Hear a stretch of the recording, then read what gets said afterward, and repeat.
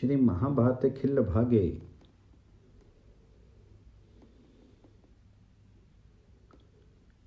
चित्रलेखा और नारद जी का संवाद। चित्रलेखा का नारद जी से तामसी विद्या ग्रहण करके अनिरुद्ध को शनितपुर ले जाना। उषा और अनिरुद्ध का गंधर्व विवाह। अनिरुद्ध का बानासुर के सैनिकों तथा बानासुर के साथ युद्ध। उनका नागपाश में बंद करके बंदी होना और नारद जी का द्वारका जाना। विषमभाई जी कहते हैं, जन्मेजय तंत्र द्वारकापुरी के पास पहुंच करके चित्रलेखा एक घर के पास खड़ी होगी और अनिरुद्ध के पास संदेश भेजने के लिए कोई युक्ति सोचने लगी। बुद्धि से वो भव्य विषय का जो निश्चय होता है उसी का विचार करती हुई चित्रलेखा ने वहां नारद मुनि को देखा, जो समुद्र के जल में ध्यान लगाए बैठे थे। उन्हें देख करके चित्रलेखा के नेत्र हर्ष से खिल उठे। वह उनके पास गई, उन्हें प्रणाम करके वहीं नीचे मुंह किए खड़ी हो गई। नारद जी ने आशीर्वाद देकर के चित्रलेखा से कहा, यहाँ किस लिए आई हो, ये मैं ठीक ठीक सुनना चाहता हूं। तब चित्रलेखा दोनों हाथ जोड़ करके लोक पूजित दिव्य देव ऋषि नारद से इस प्रकार बोली, भगवान मेरी बात सुनिए। मैं दुखी होकर के यहाँ आई हूं।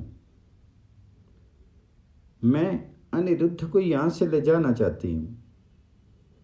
किस लिए, ये मुझसे सुनिए। शोनीपुर नगर में जो बान नाम से प्रसिद्ध महान असुर है, उसके एक सुंदर अंग वाली कन्या है जो उषा के नाम से विख्यात है। भगवान वह प्रद्युम्न कुमार पुरुषोत्तम अनिरुद्ध के पति अनुरुक्त है। देवी पार्वती के वरदान के अनुसार अनिरुद्ध ही उनके पति नियत हुए हैं। मैं उन्हीं को ले जाने के लिए आई हूं। मेरी उद्देश्य की सिद्धि का कोई उपाय कीजिए महामुने।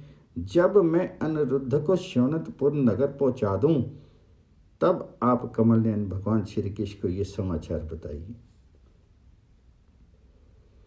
अश्री भगवान श्री कृष्ण के साथ बानासुर का महान युद्ध होगा। वह महान असुर समरांगन में दिव्य शक्ति से संपन्न होता है। वह महान असुर जब सहस्त्र भुजाओं से युक्त होकर के युद्ध भूमि में पदार्पण करेगा, उस समय अनिरुद्ध उसे नहीं जी सकते। महाबाहु श्री कृष्ण ही उस पर विजय पा सकते हैं। भगवान मैं आपके निकट जिस अभिप्राय से आई हूं वह यह है कि कमल नयन भगवान श्री कृष्ण को यह बात कैसे बताई जाए। भगवान आपकी कृपा से मुझे भगवान श्री कृष्ण से कोई भय नहीं है, क्योंकि वे तत्वार्थदर्शी हैं। परंतु अनिरुद्ध का अपहरण कैसे किया जाए। महाबाहु श्री कृष्ण यदि क्रुद्ध हो जाएं तो समस्त त्रिलोकी को भी दग्ध कर सकते हैं। पौत्र शोक से संतप्त होकर के अपने शाप से मुझे जला सकते हैं। अतः भगवान इस विषय में आप ही कोई ऐसा उपाय कीजिए जिससे उषा अपने प्रीतम को प्राप्त कर ले और मुझे भी कोई भय ना हो। उसके ऐसा कहने पर नारद मुनि ने चित्रलेखा से ये शुभ वचन कहा, चित्रलेखे तुम डरो मत। मैं भय के निवारण का उपाय बताता हूं, सुनो। सुचिष्मते, तुम जब अनिरुद्ध को ले जाओ और उनका कन्या के महल में प्रवेश हो जाए, तब यदि युद्ध होने की संभावना हो तो मुझे स्मरण करना। मनोर में युद्ध देखने के लिए मुझे बड़ी अभिलाषा रहती है और उसी देख करके बहुत प्रसन्नता होती है। साथ ही युद्ध कराने की मेरी प्रवृत्ति और दृढ़ होती है।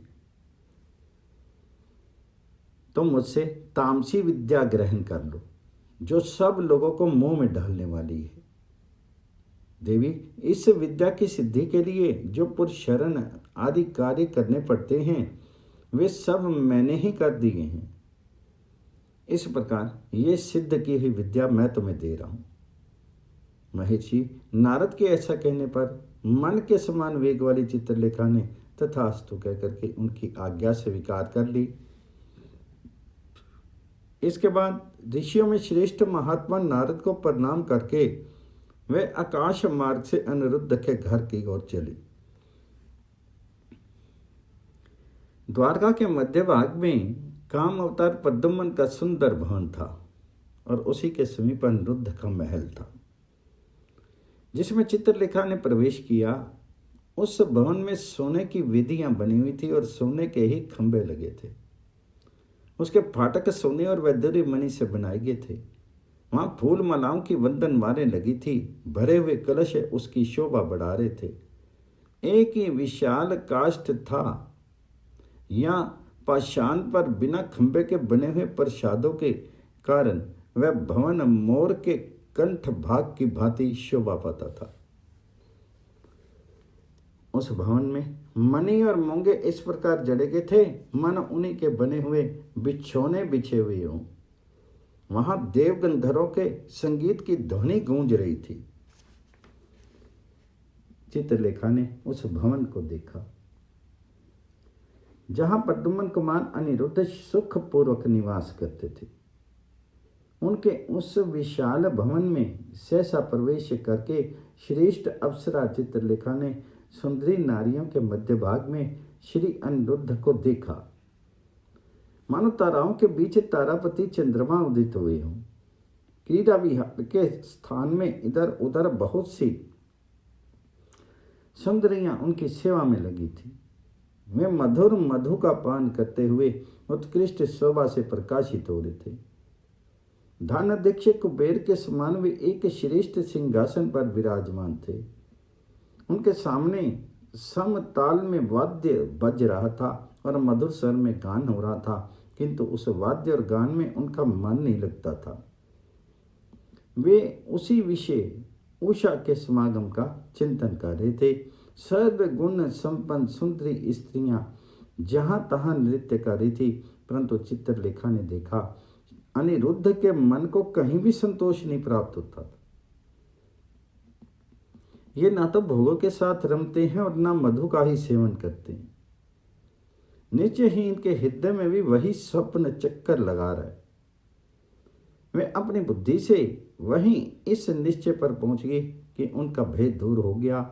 श्रेष्ठ एवं सुंदरी स्त्रियों के बीच में इंद्रध्वज के समान शोभा पाने वाला अनिरुद्ध को देख करके मनस्विनी चित्रलेखा मन ही मन इस प्रकार चिंता करने लगी, ये कार्य कैसे करना चाहिए, किस तरह करने से कल्याण प्राप्त होगा। इस तरह विचार करके सुंदर नेत्रों वाली सस्नी चित्रलेखा ने अदृश्य होकर के तामसी विद्या के द्वारा अनिरुद्ध के सिवा अन्य सबको आच्छादित कर दिया। फिर आकाश से ही शीघ्र आकर के वह महल की छत पर खड़ी हो गई और प्रद्युम्न कुमार श्री अनिरुद्ध से मधुर वाणी में ये स्नेह युक्त वचन बोली।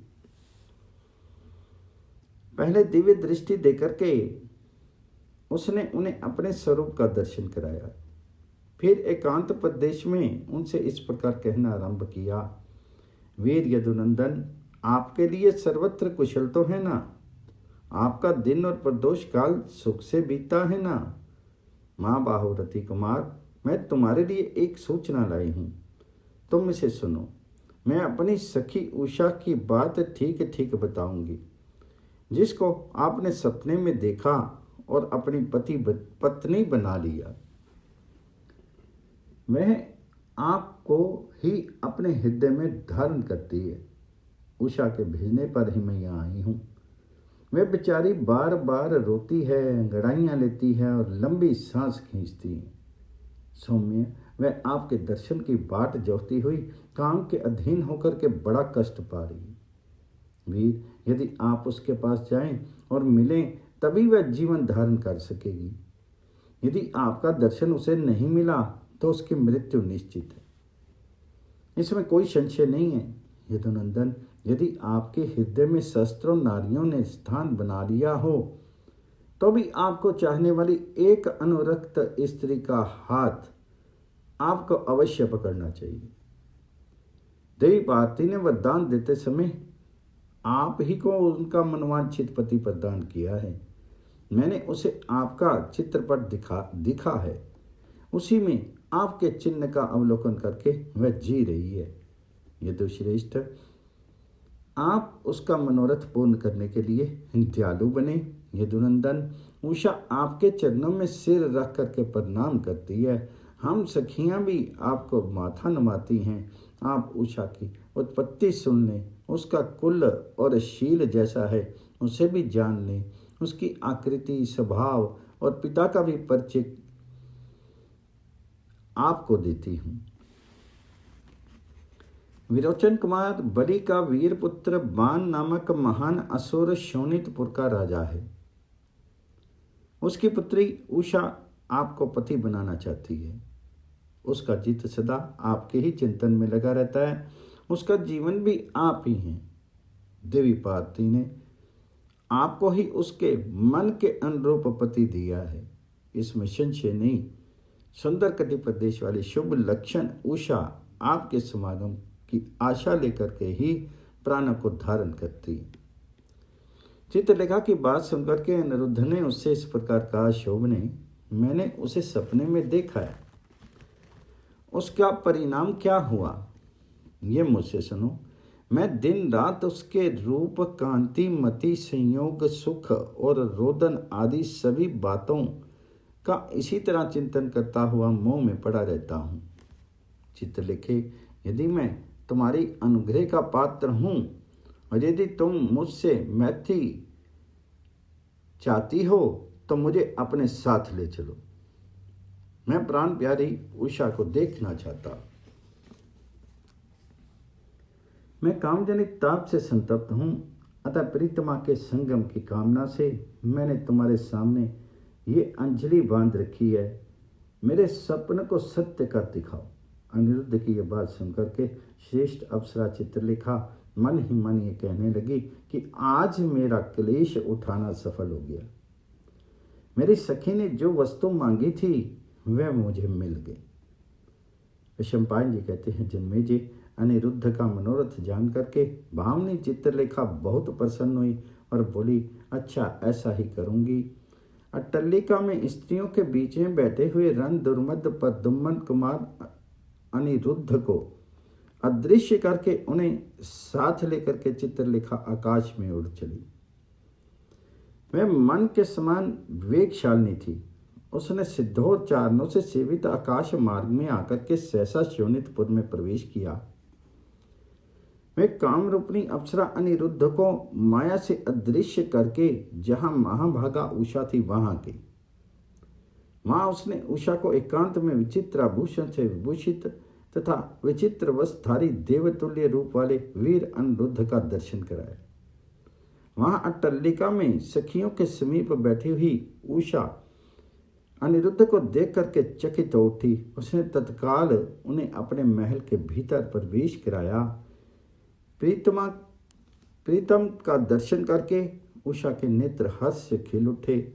स्वार्थ साधन में कुशल उषा ने अट्टालिका में ही स्थित होकर के अर्घ्य निवेदन करके यदुकुल नंदन अनिरुद्ध का पूजन किया। फिर चित्रलेखा को हृदय से लगा करके प्रिय वचनों के द्वारा उसे संतुष्ट किया।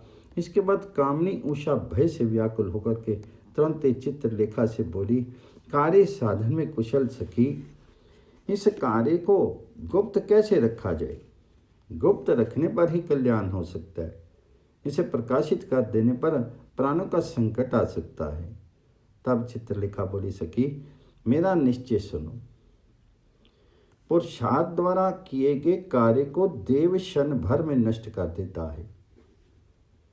यदि पार्वती देवी का कृपा प्रसाद तुम्हारे अनुकूल होगा तो आज माया द्वारा छिपा कर किए गए इस गुप्त कार्य को कोई नहीं जान सकेगा। सखी के ऐसा कहने पर उषा की चित्तवृत्ति स्थिर हुई। वह बोली, तुम्हारा कहना ठीक है। फिर उसने अनिरुद्ध से कहा, सौभाग्य की बात है कि सपने में आया हुआ वह चोर आज सुंदर पति के रूप में प्रत्यक्ष दिखाई देता है, जिसके लिए हम सब लोग खिन्न हो रही थी। दुर्लभ प्रीतमा की आकांक्षा रखने के कारण भारी चिंता में पड़ गई थी। माँ बाहो, आपके लिए सर्वत्र कुशल तो है ना। स्त्रियों का हृदय कोमल होता है, इसलिए मैं आपका कुशल समाचार पूछ रही हूँ। उषा का वह अर्थ भरा स्नेह युक्त वचन सुनकर के यदुकुल सिंह अनिरुद्ध भी सुंदर अक्षर से युक्त बात बोले। पहले उन्होंने अपने हाथ से आनंद के आंसू से भरे हुए नेत्र वाली उषा के आंसू पोंछे, फिर हंस करके मुस्कुराते हुए वे ऐसी बात बोले जो चित्त को चुरा लेती थी। वरारोहे, तुम्हारे प्रसाद से मेरे लिए सर्वत्र कुशल है। बहुत कम बोलने वाली देवी, मैं तुम्हें ये प्रिय संवाद निवेदन करता हूँ। शुभ दर्शनी, यह देश मेरे लिए पहले का देखा हुआ नहीं था।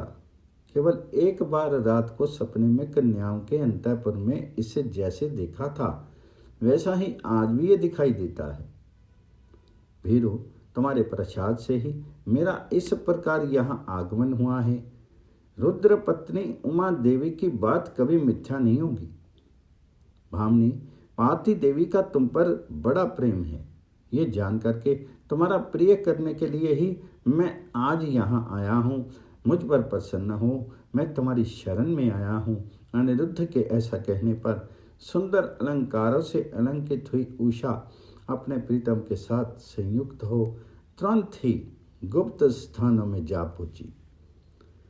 उस समय वह भयभीत सी जान पड़ती थी। तदंतर वे दोनों गांधार विवाह के नियम से परस्पर दाम्पत्य भाव स्वीकार करके एक दूसरे से मिले।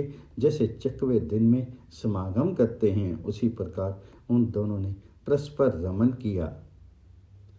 दिव्य वस्त्र और अनुलेपन धारण करने वाली श्रेष्ठ नारी उषा अपने प्रीतम पति अनिरुद्ध से मिलकर के बहुत ही प्रसन्न हुई। अनिरुद्ध के साथ रमन करती हुई अपनी पुत्री के विषय में उस समय बानासुर की कोई समाचार ज्ञात नहीं हुआ, परंतु बानासुर के द्वारा नियुक्त हुए जो गुप्त पहरेदार थे उन्होंने उसी क्षण ये जान लिया कि दिव्य माल्य, दिव्य वस्त्र, दिव्य हार और दिव्य अनुलेपन धारण करने वाले यदुकुल तिलक अनिरुद्ध ने उषा के साथ समागम किए।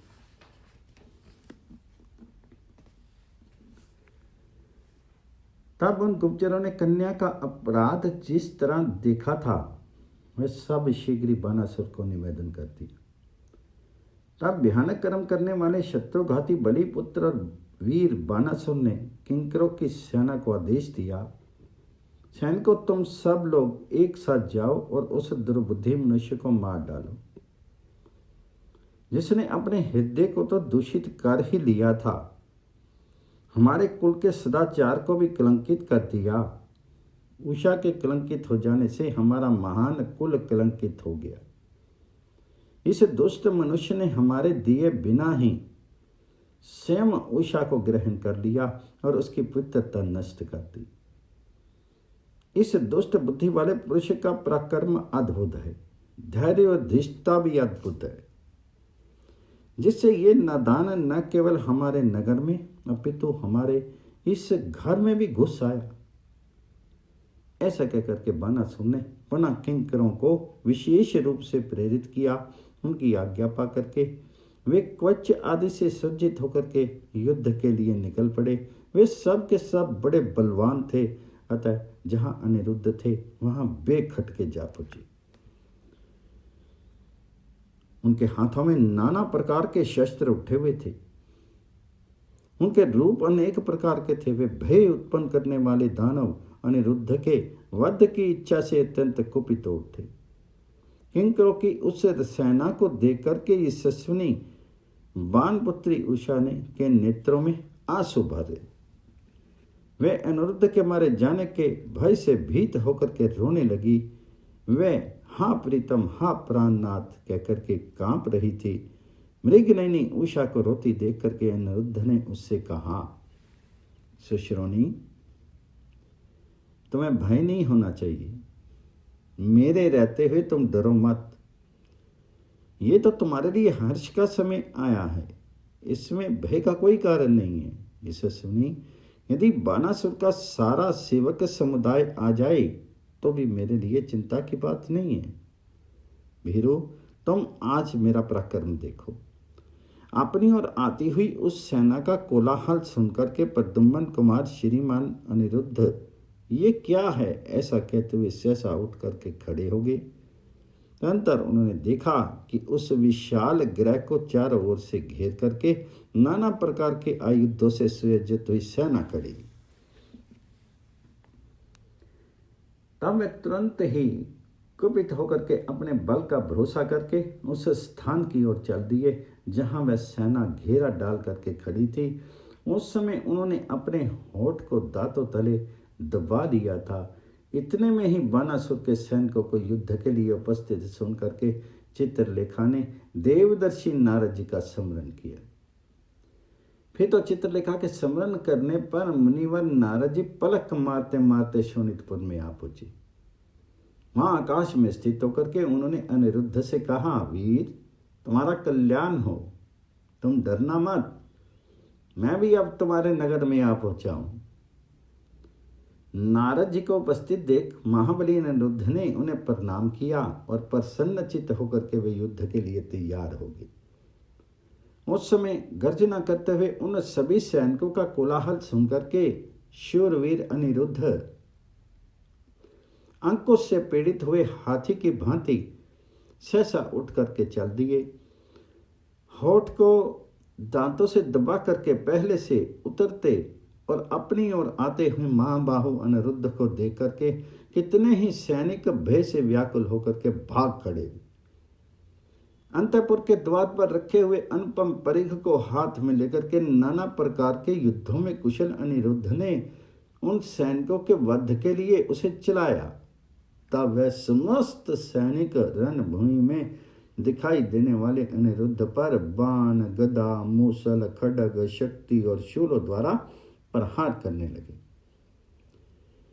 क्रोध में भरे हुए शस्त्र कुशल दानवों द्वारा चारों ओर से नाराजों और परिघों का प्रहार होने पर भी प्रद्युम्न कुमार अनिरुद्ध क्षुब्ध नहीं हुए, क्योंकि वे संपूर्ण भूतों के आत्मा हैं।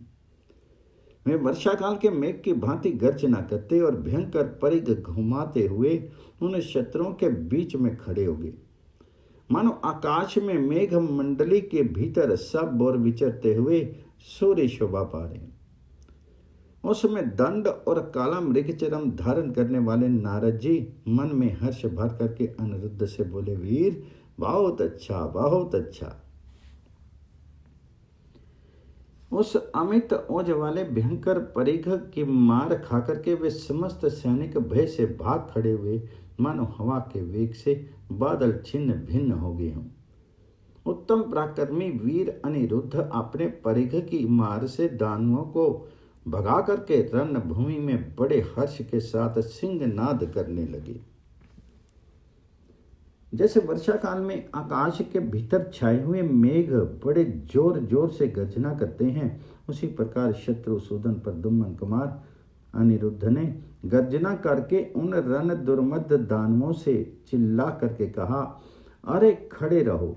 साथ ही उन्होंने सबका संहार आरंभ कर दिया। उस महामनस्वी वीर के द्वारा सम्रांगन में मारे जाते हुए वे समस्त सैनिक युद्ध से विमुख हो गए और भयभीत होकर के उस स्थान पर भागे जहां बानासुर विद्यमान था। बानासुर के समीप खड़े देख होकर के वे सभी दानव लंबी सांस खींचने लगे। उन सब के शीर रक्त से रंग गए थे। भय के कारण उनका चित्त व्याकुल हो गया था, अतः उन दैत्यों को चैन नहीं मिलता था। तब राजा बानासुर ने उन्हें आदेश देते हुए कहा, दानव शिरोमणि, डरो मत, डरो मत, त्रास छोड़ एक साथ खड़े होकर के युद्ध करो। उनके इतना कहने पर भी उनकी आंखें भय से व्याकुल हो बनी रही। ये देख करके बानासुर ने पुनः उनसे कहा, ये क्या बात है कि तुम लोग अपने विश्व विख्यात यश को दूर से ही त्याग करके कायरों के समान व्याकुल और अचेत हो रही हो। ये कौन है जिसके भय से डर करके तुम लोग झुंड के झुंड भागे जा रही हो? तुम सब लोगों का कुल विख्यात है, तथा तुम नाना प्रकार के युद्धों की कला में निपुण हो, तो भी तुमने ये कायरता कैसे आई? अच्छा भाग जाओ, अब तुम लोगों से मुझे युद्ध विषयक सहायता नहीं लेनी है, मेरे पास से दूर हो जाओ। इस प्रकार बलवान बानासुर ने अपने कठोर वचनों द्वारा उनको बारंबार त्रास देते हुए दूसरे रणवीर योद्धाओं को, जिनकी संख्या 10,000 के लगभग थी, पुनः युद्ध के लिए आज्ञा दी। तत्पश्चात उसने अनिरुद्ध को बंदी बनाने के लिए एक महाभयंकर सेना को आदेश दिया, जिसमें अधिकांश प्रमथगण थे। वह सेना नाना प्रकार के अस्त्र शस्त्रों से सज्जित थी। फिर तो बिजली वाले मेघों की भांति चमकीले नेत्रों वाले बानासुर के सैनिकों से आकाश का बहुत बड़ा भाग व्याप्त हो गया। कुछ सैनिक पृथ्वी पर ही खड़े होकर के सब और हाथियों की भांति चिंगाड़ रहे थे, और कुछ लोग वर्षा काल के बादलों की भांति आकाश में ही शोभा पाते थे। तदनंतर वह विशाल सेना फिर एकत्र हो गई। उस समय उसमें सब वो ठहरो, खड़े रहो, ये ही बातें सुनाई देती थी। वीर अनिरुद्ध अकेले ही उन सब का सामना कर रहे थे। एक ने ही जो उस विशाल सेना का सामना किया, ये उस समय एक महान आश्चर्य की बात हुई। वे रणभूमि में उन महापराक्रमी दानवों के साथ ही युद्ध करने लगे। उन्होंने शत्रुओं के ही परिघों तथा तोमरों को ले लिया। उन महाबली वीर ने उन्हीं परिघों द्वारा उस समय युद्ध में उन शत्रुओं का संहार किया। वे युद्ध के बहाने पर बारंबार परिघ को छोड़ते और ग्रहण करते थे। शत्रुसूदन अनिरुद्ध उस परिघ से अनेक पैंतरे दिखाते हुए युद्ध में अकेले ही विचरते थे।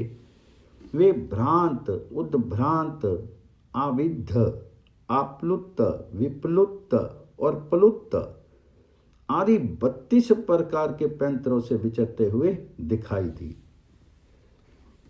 रणभूमि में युद्ध के महाने पर मुंह बाएं हुए काल के समान अनेक प्रकार से परिघ चलाने की क्रीड़ा करते हुए एक ही अनिरुद्ध को शत्रुओं ने शस्त्रों की संख्या में देखा।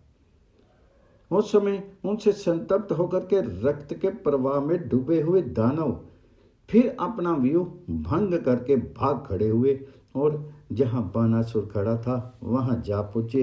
हाथी, घोड़े तथा रथ समूह उन्हें चारों ओर लिए जा रहे थे। वे हतोत्साह दानव घोर आर्तनाद करके संपूर्ण दिशाओं में भागे जा रहे थे। वे उस समय भय से पीड़ित होकर के भागते समय परस्पर एक एक के ऊपर चढ़ जाते थे तथा अधिक खेद के कारण युद्ध से विमुख होकर के रक्त वमन करते हुए पलायन कर रहे थे। पूर्व काल में देवताओं के साथ युद्ध करते समय भी उन दानवों को वैसा भय नहीं हुआ था जैसा सम्रांगण में अनिरुद्ध के साथ ही युद्ध करते समय हुआ था।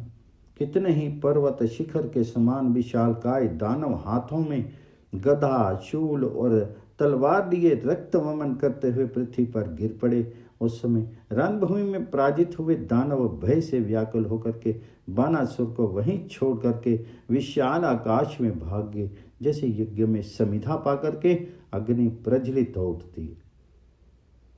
उसी प्रकार उस समय अपनी विशाल सेना को पूर्ण रूप से भस्म हुई देख करके बानासुर क्रोध से जल उठा। इधर युद्ध में अनिरुद्ध के पराक्रम से प्रसन्न हुए नारद जी आकाश में सब बोर विचरते और उन्हें साधुवाद देते हुए नृत्य करने लगे।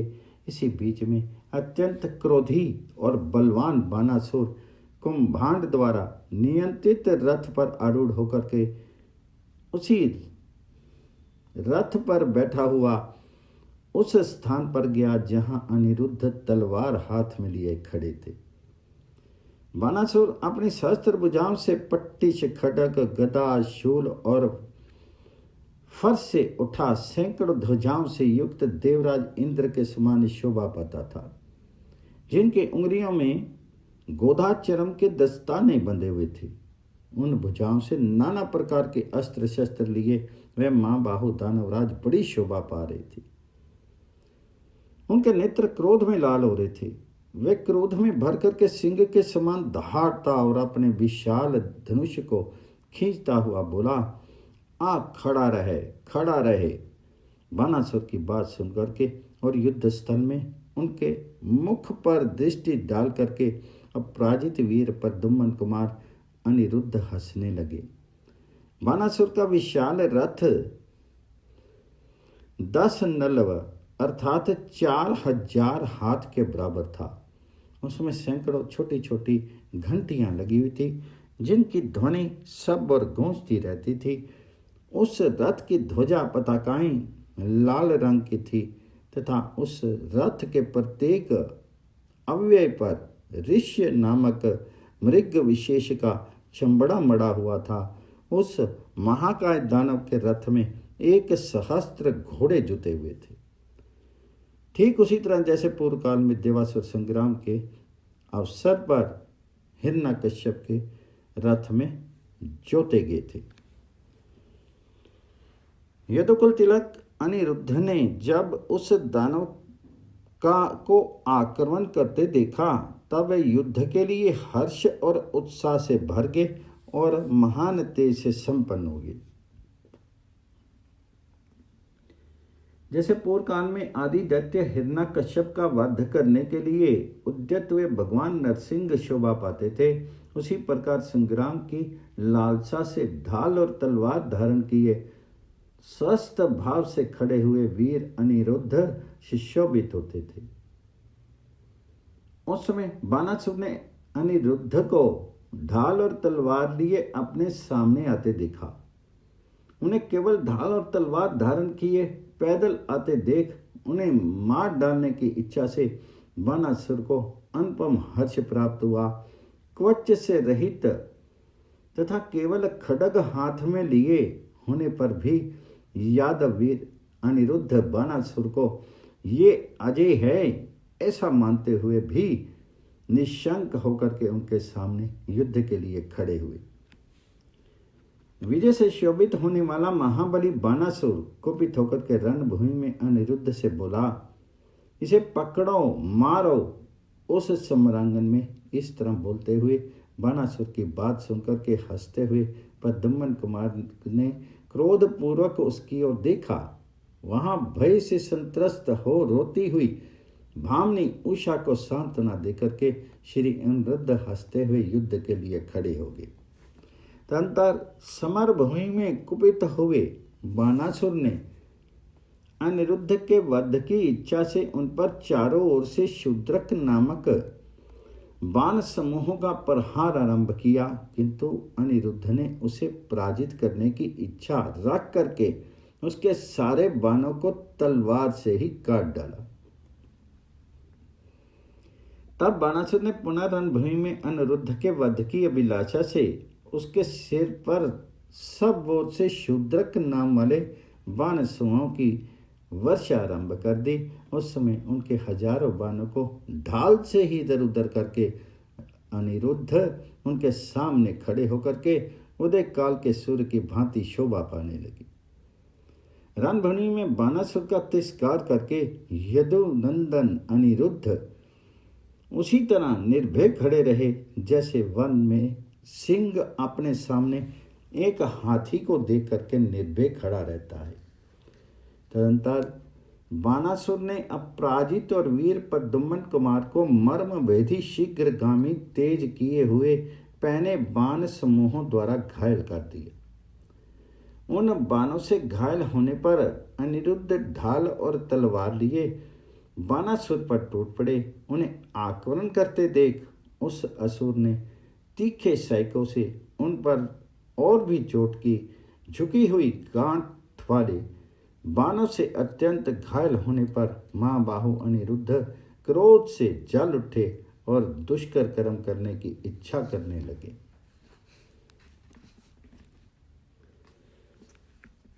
बाणों की वर्षा से आच्छादित होकर के अनिरुद्ध के सारे अंग खून से लथपथ हो गए।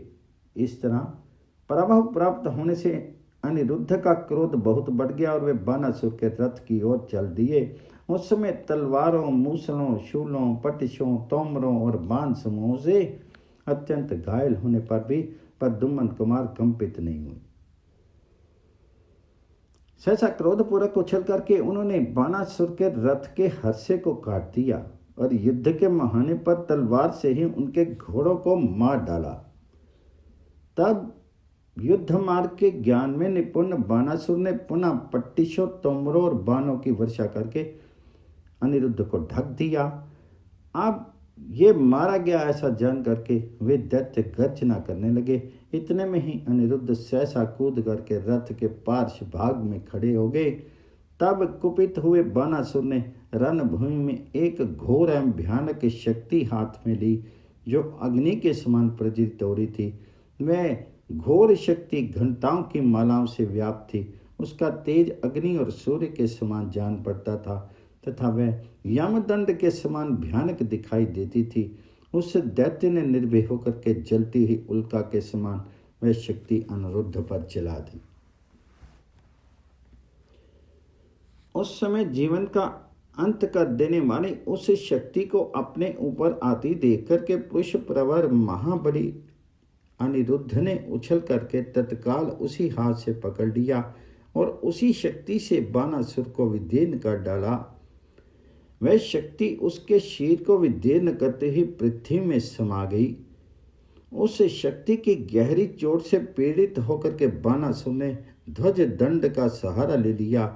उसे मूर्छित हुआ देख करके कुंभांड ने उससे कहा, दानवराज, इस प्रकार उद्यत हुए शत्रु की उपेक्षा किस लिए करते हो? इस वीर ने अपना लक्ष्य पा लिया है, अतः आज निर्विकार दिखाई देता है। माया का आश्रय लेकर के युद्ध करो, अन्यथा यह मारा नहीं जा सकेगा। तुम अपनी और मेरी भी रक्षा करो। प्रमादवश उपेक्षा क्यों करते हो? इसको अभी मार डालो, कहीं ऐसा ना हो ये हम सब लोगों का नाश कर डाले।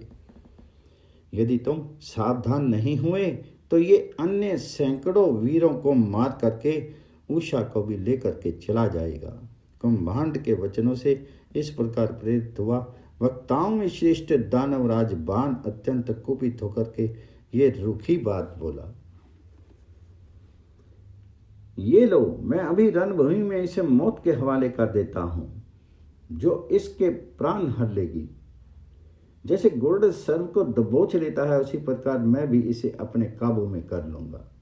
ऐसा कह करके रथ, ध्वज, घोड़े और साथी सहित बानासुर गंधर्व नगर के समान वहीं अंतर्ध्यान हो गया। वह मायाधारी बलवान दानव स्वयं छिप करके अनिरुद्ध पर पहने बाणों की वर्षा करने लगा।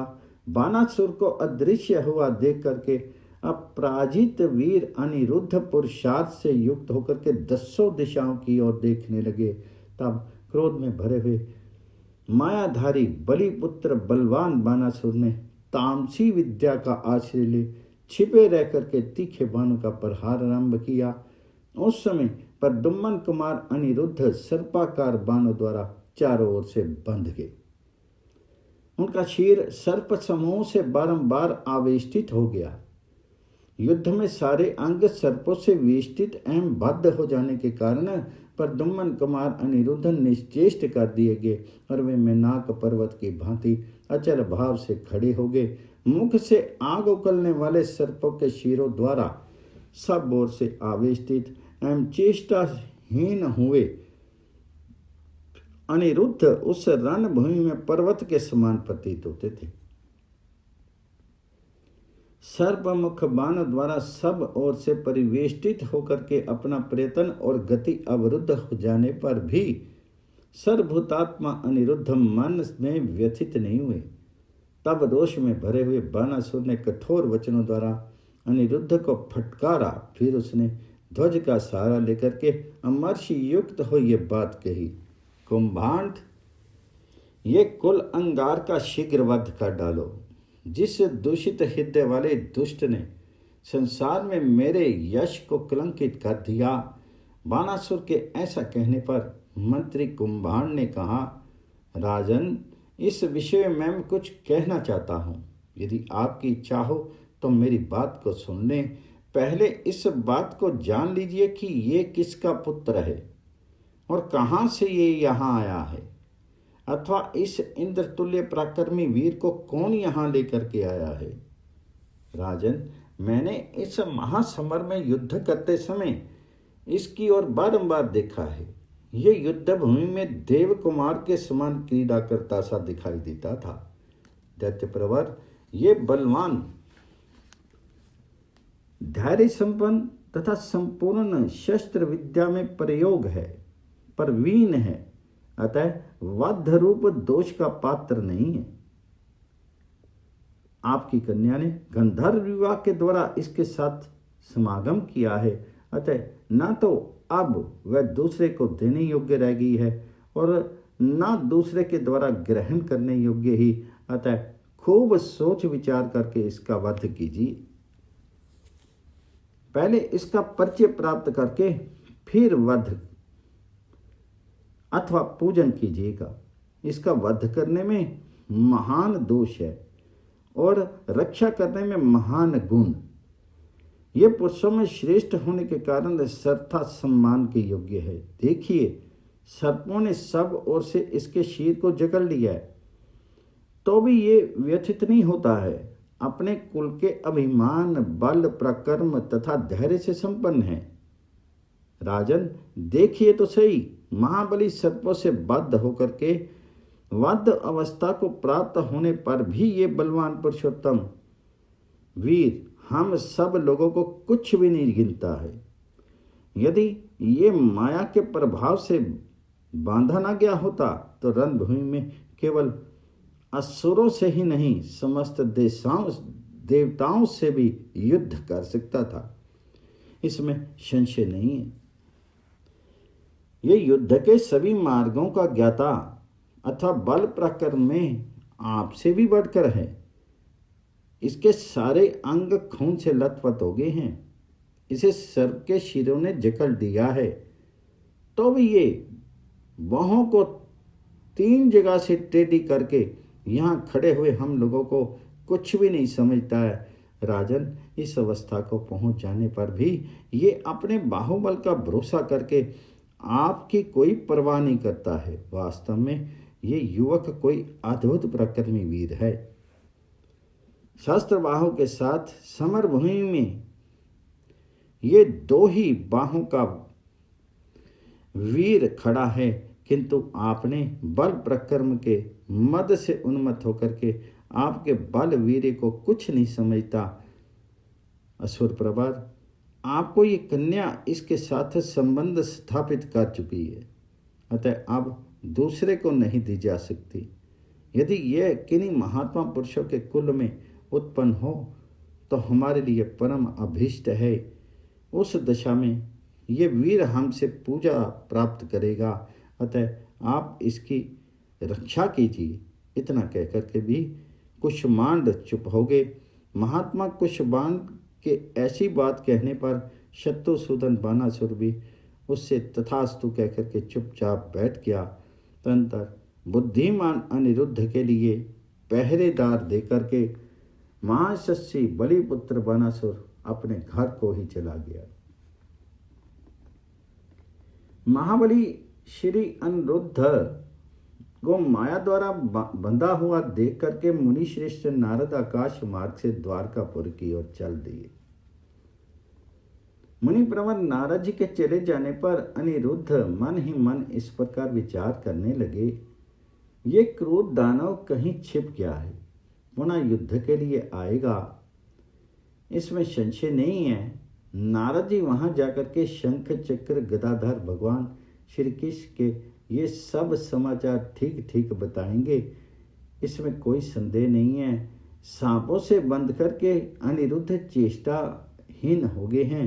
ये देख करके व्याकुल हुई उषा फूट फूट करके रोने लगी। उसके नेत्र आंसुओं से भर गए। तब उस रोती हुई उषा से अनिरुद्ध ने कहा, भीरू, तुम इस तरह रोती क्यों हो? मृगलोचने, भयभीत मत हो। सुश्रुनी, देखो, भगवान मधुसूदन मेरे लिए यहाँ आना ही चाहते हैं। जिनके शंखनाद को, भुजाओं के शब्द को और बल की चर्चा को सुनकर के दानव नष्ट हो जाएंगे और असुरों की स्त्रियों के घर गिर जाएंगे। वैशंपायन जी कहते हैं, जन्मेजय, अनिरुद्ध के ऐसा कहने पर उषा को विश्वास हो गया। वह सुंदर कटि प्रदेश वाली सुंदरी अब अपने निर्दयी पिता के लिए शोक करने लगी। इस प्रकार श्री महाभारत के खिल्लबाग हरिवंश के अंतर्गत विष्णु पर्व में बानासुर और अनिरुद्ध का युद्ध विषयक 119वां अध्याय पूर्ण हुआ।